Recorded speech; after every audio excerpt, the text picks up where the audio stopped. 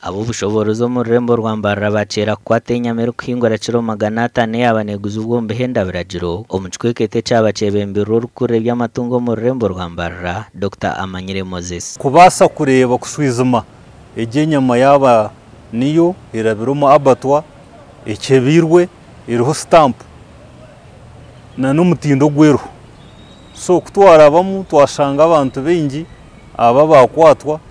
aba bateyine stamp ekirukore kangwe ejenyama either neyo bushuma aheru kuruga ebagirwe omwanya gutekerezibwe. Dr. Amanyire Moses nagira ngo ikintu kijeho mukiraka ubwo abashuma b'amatungo mucange cy'Ibariyoni beyongera kandi nabone kwe kwimukiramo bakataho muhigogu. Actually benjo mu buto akwata harimo abantu bagira supplier no wampirete in stamp so nabone tuhabura ba supplier abo kusuppliingwa aba bakwakira ku rugomba suppliers lete nyama mu buzero stamp ugirebe abo kubito twizana tuza kwatiwe so ubwo muzeno ko guri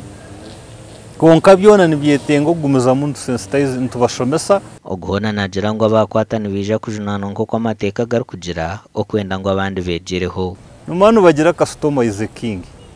n'umwoga gwo kugambira uguri unaza kuguzenya mutu bitege nyameke birwe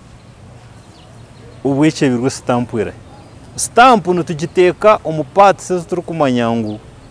nizo ziri kuhereruka kutundwa enyameji ya shangombe chweka nkarwe bikona katete rutamwe n'umutawuna hagati kandi yabera umwe yembuzi ente hamwe n'empuno ahabwa TV West nde era akiza